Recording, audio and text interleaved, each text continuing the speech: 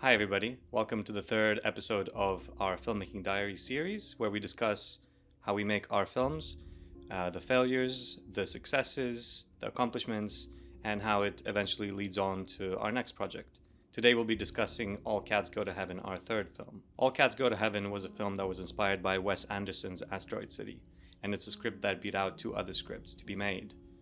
And while I was super excited to get this done, what really unfolded on set was a cramped Airbnb space, working with child actors, and being completely unprepared to work with the cinematographer that I hired. In the end, it ended up being a useless collaboration, and what I eventually learned from the production was a lot more than what I could have learned from the film itself.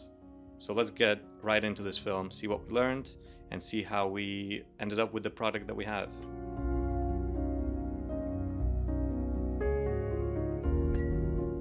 So talking about the inspiration for this film, as I said, this film was inspired by Wes Anderson's Asteroid City.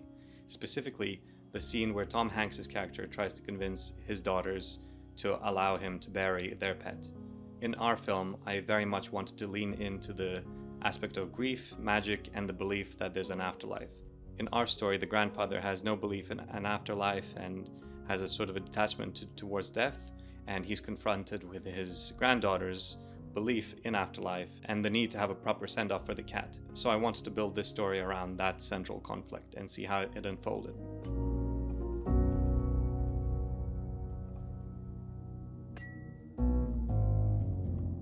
Writing the script for this film, as I've said, it beat out two other scripts to be produced, and what I really tried to do in writing the script was focus on the journey of the girl and the journey of the grandfather, and how their sort of clashing worldviews collide in this cathartic event and see where we eventually get from there.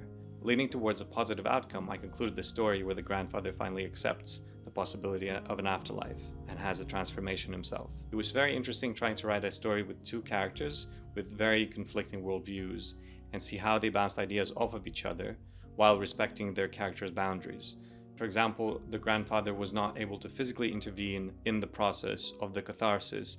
On top of that, he also needed to be sort of caring towards his granddaughter. So there was a lot of obstacles that he had to overcome to even speak his truth to the daughter, while the daughter was a lot more free to express her opinions. So from a story writing perspective, it was a very interesting dynamic that I had to play with.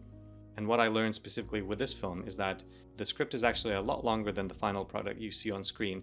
And that's because a lot of the things that seemed good on paper did not translate onto screen. So in the edit room, I had to cut them out. And in the end, we're left with a product that you see that flows a bit more tight. So it's important to keep that distinction between what looks good on screen and what looks good on paper.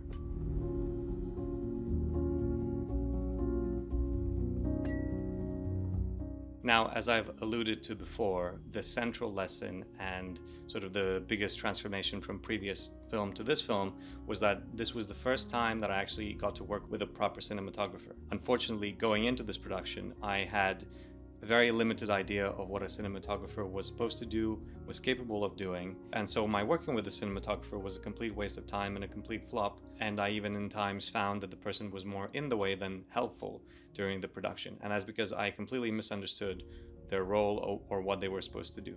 I came into the production thinking that the main role of the cinematographer was to set up the lights and do the videoing. Now I am fully aware that that's not the role, but that's what I learned during this production. Of course, the main thing working with any DOP or cinematographer is not the production itself, but the pre-production. And it so happened that I decided to have the cinematographer on the set maybe 2 or 3 days before the production. So we spent absolutely zero time in pre-production together. We didn't prepare any light diagrams, any blocking, anything like that. I came into the location where we had 1 day of shooting, already expecting the person to do most of the heavy lifting, which from my perspective sounds ridiculous. I can't believe that I was expecting this with hindsight, but hindsight is 20/20, as they say. So while on set I was expecting him to go and set up the lights and then start the videoing, he spent more time asking me what I think the lighting should look like and which angles we should film from. Questions that I had thought at the time were his job. So it was a very strong sense of miscommunication as well as misunderstanding. In the end, what I did was pretty much set up the lights myself and do the videoing myself. And so it seemed like this person was pretty useless. But again, not to blame the person, this was very much my oversight and my misunderstanding of what the role was supposed to do.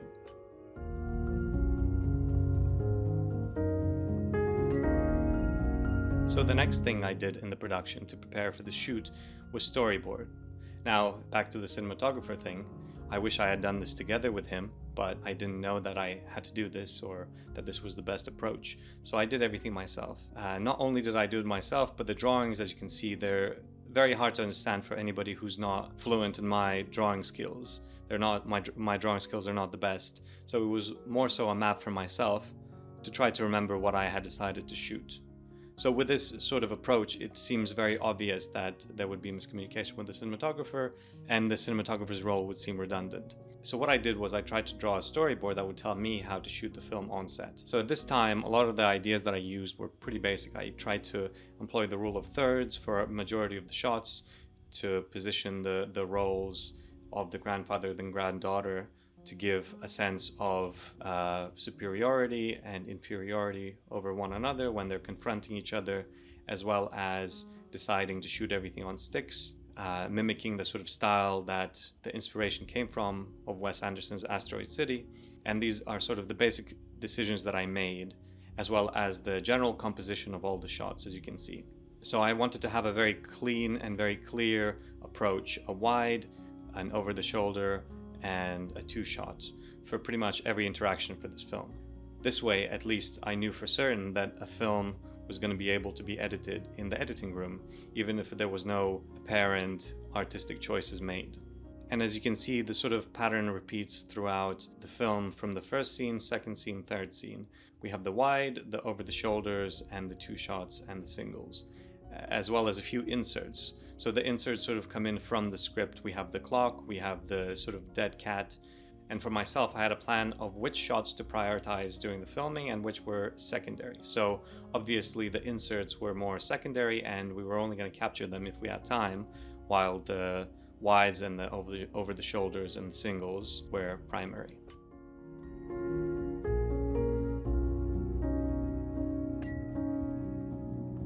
So the next point to touch on a little bit is location. I tried to take a very pragmatic approach to this film because, as you know, the budget was very small and I tried to do it in the most frictionless way possible.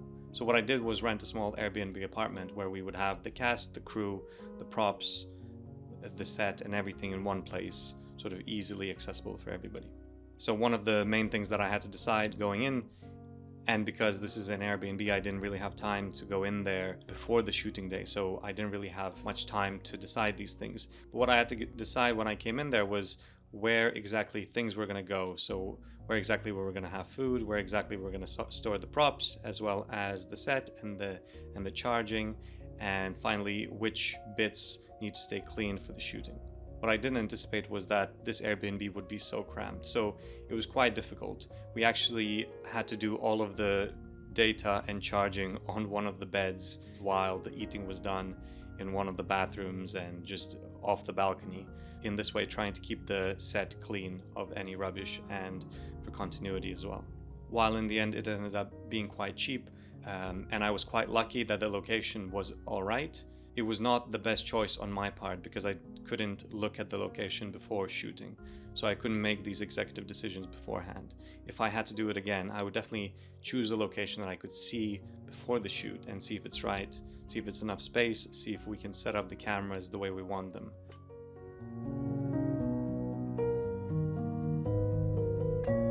Now, the final thing to discuss before we head into the film and see what we produced and what we have in the end is the casting, and specifically casting of a child. So I had a little bit of experience from our first film of working with a child, but that child from the first film was a family friend and somebody who I knew quite well before the production. Here I had to cast a child completely from the unknown, and I did not realize what that entailed. So firstly, just to say to everybody is that casting a child is a lot more difficult than casting an adult.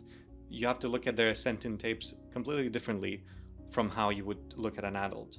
Instead of looking at what they actually sent in the lines and how they read them, you have to see what they do in the moments when they're not performing and think, how would you use this for your film? How would you be able to direct them?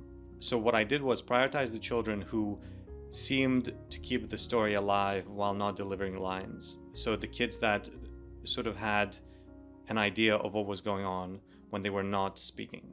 Now, one thing that I had not considered once I had cast the child is all the paperwork and the legal stuff that was required when you have a child on set.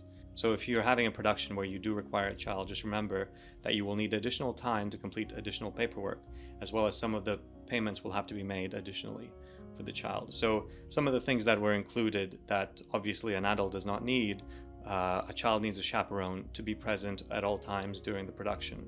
So that's something that we had to have on set as well. The child needs to have an approval from the council, the school, and if they have any agents or managers from them as well. And all of these forms need to be signed. You also obviously need to have a DBS check and be fully compliant yourself to cast a child for your production.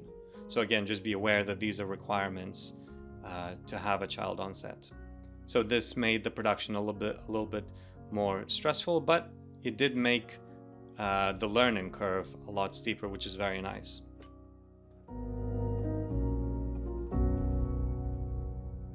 Okay, so now going into the film, from the very first shot, you can see how we're framing the film. You can see the grandfather approaching the soon-to-be-revealed dead cat from the hallway. So this already gives the audience an idea that somebody might already be looking at the grandfather. So in this way, not only do we foreshadow that the girl is going to come in and confront him, but also that perhaps their actions, both the grandfathers and the granddaughters, are being watched from outside, perhaps signaling to the afterlife that we reference in this film. Oh, it's dead all right. And of course, in the first frame, you have the title, All Cats Go to Heaven, which is then obscured by the grandfather stepping into frame.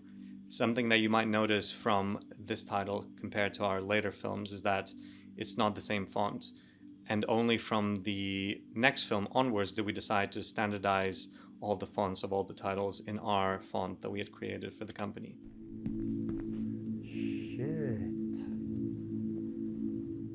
In the next shot, you can see the idea, or what would be the sort of dead cat out of focus and sort of a little bit off camera, because obviously we were not going to get a dead cat actually on set.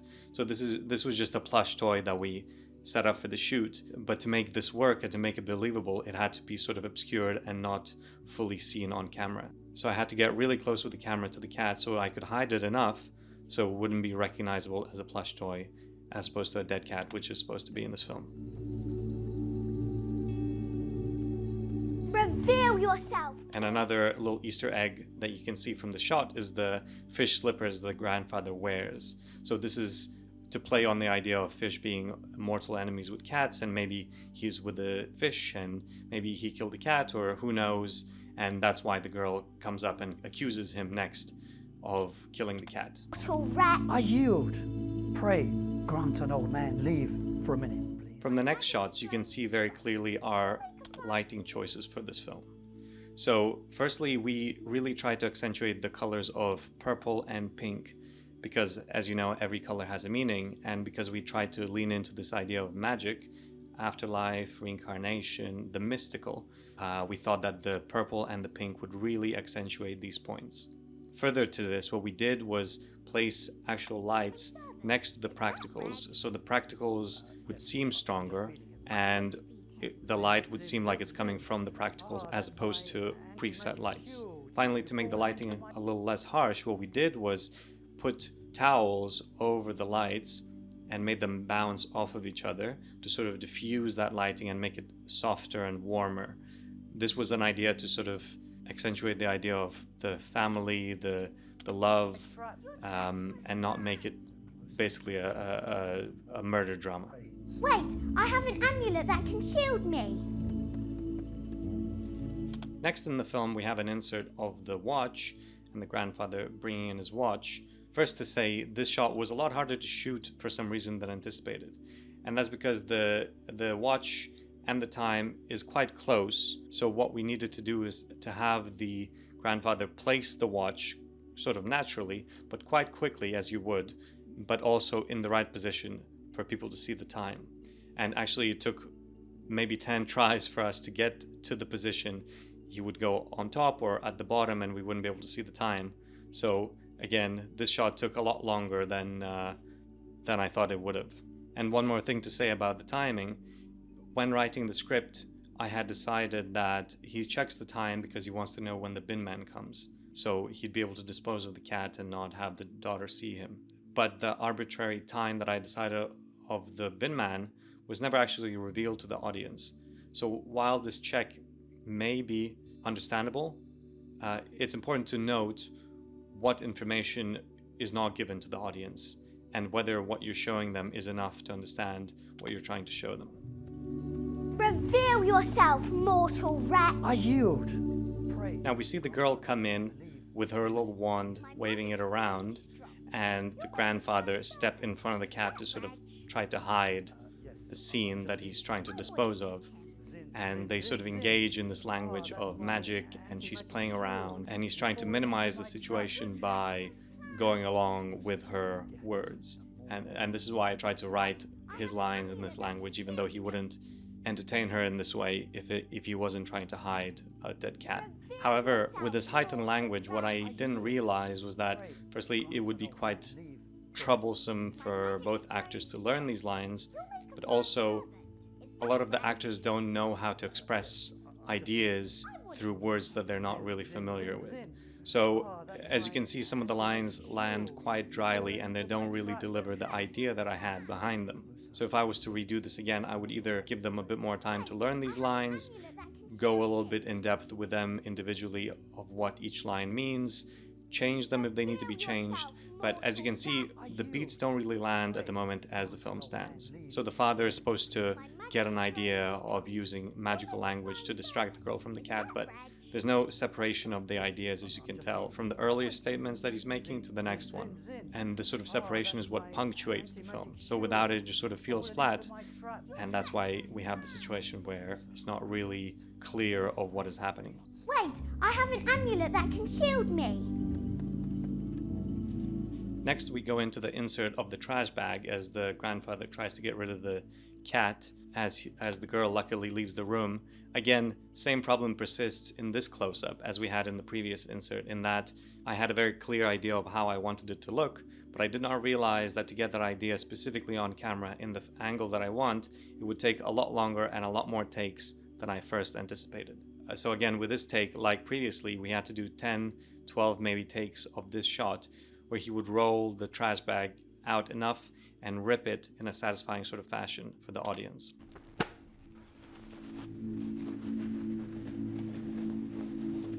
Next, we go into the wide shot of the two characters, and you can see the grandfather realizing the girl has come in and stepping in front of her. This is a lesson that I learned from the previous films, but the idea is that if you have physical comedy, it's best to do it in a wide. If you have drama and emotional moments, you want to do that in a close-up to get the emotion on the face. But in a physical comedy scene, or even a beat like here, you really want to do it in a wide.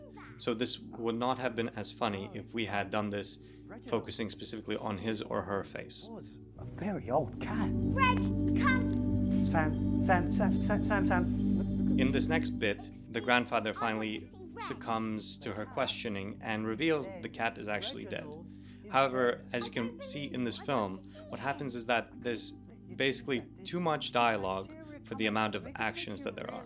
So, as you can tell from the body language of the actors, they seem to be shifting uncomfortably from side to side, not knowing how to act while having to deliver these lines. They know that in maybe 4 or 5 lines they will be able to approach, crouch, etc., etc. But as a director and as a writer, it's important to notice these moments and prune them as soon as possible. So I wish I had cut these in the script development stage. But even in the filming, I could have cut them. And even in the editing room, I could have cut these moments. And the audience would still have gotten the idea that the cat is dead. And they didn't really need to stand around so much. So while this product is as it is, it's not the ideal form or the form that I wish I had made. What did he do to you, poor Reg? Come on, enough now. It's just a bloody cat. His name is Reginald. Then we come to this section where the girl is on the floor and she's crouching towards the cat. And this was a very awkward scene to film because I wanted the girl to face the cat but also be able to turn at her grandfather and look at her grandfather and the grandfather to stand there. and I had an idea of these angles. And firstly, what I had to do was match the eye lines. So if she was looking in one direction on one shot, she had to look in the same direction in another shot. But also, to be able to see the grandfather from where she was crouching, it was very unnatural for her to turn her head like that. Nobody in real life would do that. They would turn their whole body, for example. But this is not the look that I wanted to get with this shot. So we had to sort of cheat and make her look not towards the grandfather, but over her shoulder, and insinuate that she's in fact looking at the grandfather. The other problem we had with the scene was that the grandfather wants to get her away from the cat, but this is again the same problem with the lines. They have too many lines. He can't restrain her, he can't pull her away because they still have a lot of lines to deliver. So as a writer and director, it's your job in this instance to either give them something to do, give them a reason why they can't do anything, or to cut lines. You can't really have these moments of insecurity, because then the audience gets drawn out of the story and they just look at two actors performing. Well, I've got to dispose of him right now. Don't you dare move him out of this place. In these shots and in a few of the previous shots, you can see that the head of the grandfather is cut off.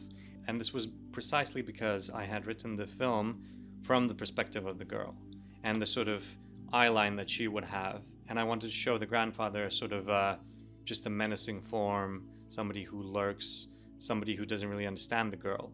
So that's why I have these shots where we cut off his head to show him as an entity that she doesn't really understand. What are you doing? I'm not finished with Reggie yet. What do you want with a dead cat then? I want to bury him. Properly. Now, if we go on to the film, you can start to see that the lighting Let's changes just speak this on out. the faces of the characters. There's a lot more blue and a lot more pink than previously. So this is a bit of an error of continuity. And again, this happened because there was not enough preparation or an idea of what we're trying to achieve. Practically, why this happened was I had felt at that moment after the crouching bit was that we needed a break.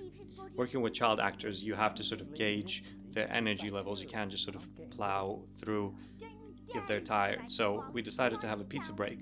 We turned off the lights, we went to eat, and when we came back, we turned the lights back on, and the lights were suddenly different. If we had an idea of what we were doing, proper plan, we would have known what was supposed to be turned on, so we would have no issue of continuity. Listen, darling, the only thing leaving this body is bacteria, and I'm getting rid of it now. And just a little Easter egg that certainly everybody missed, and I only now remembered watching it again a millionth time, is that this little post-it note on the cupboard at the back is actually the time for the bin man, and that is supposed to correspond to the time that the grandfather checks at the beginning of the film. But firstly, it's distorted, you cannot see what it is, but also it's so small that very few people would actually pay attention to it. So you need to understand these ideas, and maybe in world building it's good and realistic, but the audience is not going to get the idea. I'm warning you. Vanity, Bracco, Nirvana. In the next moment of the film, you have the girl threatening the grandfather, casting a spell, and you see an actual bolt of lightning in the background illuminate the whole room. This idea of letting the magical and the mystical blend into the world is what we were trying to get at, sort of magical realism, and blur the lines of what reality is, what afterlife is, what magical powers the girl actually has. I wish we had staged that a little bit better. We didn't really have a proper way to do a lightning bolt in the room, so what we did was preset one of the lights to go off to flash at one of the moments. I wish that the reaction of the actor had been a little bit better. He seems to recognize that there's a lightning there, but then he doesn't really acknowledge that. So maybe that's a problem of the script as well, but it seems like this moment is a little bit downplayed and we didn't really utilize it properly. Again, in my home. Let the dead rest. You focus on living your life. So towards the culmination of the film, you have this exchange between the grandfather and the daughter where they acknowledge that he's dismissing the idea of an afterlife because he's afraid of acknowledging the existence of his daughter who's passed away, the mother of the girl. And in reality, while these are interesting and noble ideas, they really just fall flat if the actors don't know what they're saying. Especially in this sort of emotional moment, it feels a lot like the grandfather character very much just tries to say his lines to remember them. It's very important to give your actors time to remember their lines, but also it's equally as important to let them deliver them while they have energy. You can't keep the most important emotional part when everybody's tired and when everybody wants to go home. So a little advice I have for everybody is to try to get the most important parts either right after lunch or just at the start of the day after a few shots. So people are a bit warmed up, they have a lot of energy, and they really have something inside them. You don't want to keep them, you don't want to shoot them at the very beginning, and you don't want to shoot them at the very end. This way, you're going to get the best of your actors. The box, please. There you The cat needs to come out. We finally come to the point where the girl manages to get the cat in the box. She's going to perform the spell of divine release to release the spirit of the cat and get her wish of sending the cat to live with her mother in the afterlife. We come back to this framing of the door to insinuate that both of the characters and the cat are actually being looked down upon by somebody from heaven or afterlife or whatever the idea of passing to the next dimension is.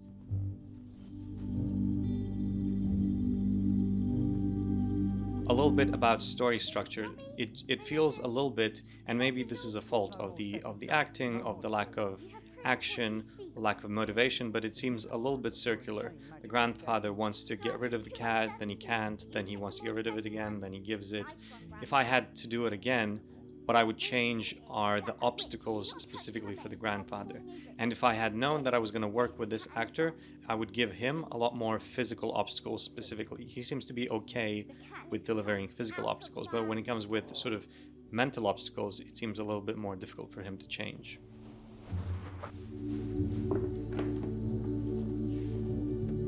And one more thing about this shot, as you can see, unfortunately, the book that the girl opens, you can tell that there's nothing inside written. And that's a little bit of a problem. I wish I had filled the book with scribbles of spells and things like that, but at the same time, practically speaking, it's impossible to fill out a whole book with scribbles with enough time just for this one shot. So maybe I would have said instead to frame it in a way where we could not see the pages.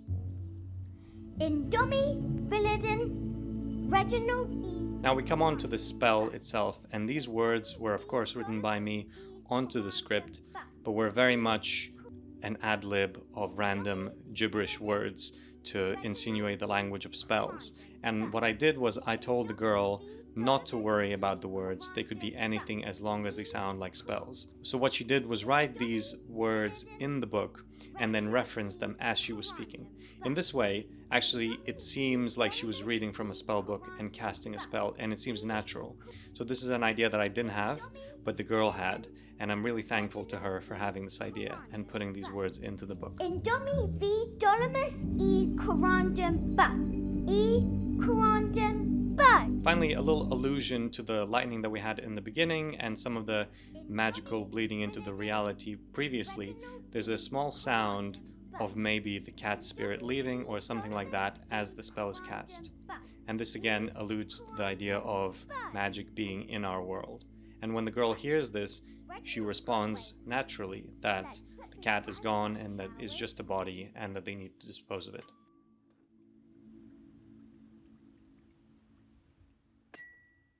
And that's how we wrap this film. So really what started off as quite a difficult process got a little bit easier through the shooting day. I managed to learn how to work with the cinematographer as we went along, and we managed to get both of the actors to know their lines for the delivery. I wish some of the elements were a bit better, but in the end, as our third film, it does stand out as a leap up from the previous one. So just to summarize, the biggest lesson that I learned from this production is how to properly work with the cinematographer, and specifically that the pre-production process is a lot more important for the director and the cinematographer than the production process. When you come into set, you need to know exactly what you're doing, when you're doing it, and it should feel like a smooth machine that you've developed over many months or weeks before with your crew. As you'll be able to tell from our next production, film number 4, these lessons really did improve our next film and the films after that.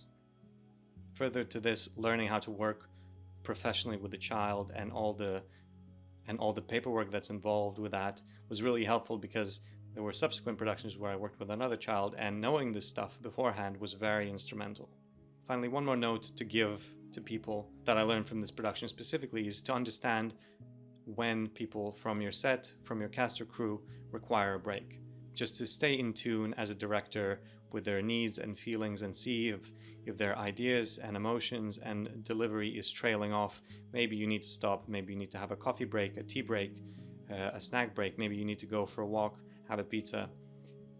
They will be able to deliver for you much faster the ideas that you want if you give them a break than if you just keep plowing on with the same approach over and over again. And this is something that we took to the next production and tried to approach with love and humility and humbleness, working with a wonderful casting crew that we did get. So thank you for watching, thank you for listening. I hope you do stick around and watch the film again and see how these ideas inform the film. I'd love to hear if you have any notes, any ideas of how to improve our next film, next films, or if you just like to talk about anything else about our channel or our work, I'd love to hear it. Thank you very much. This has been Film Diaries, episode number 3, and I'll see you again in the next one.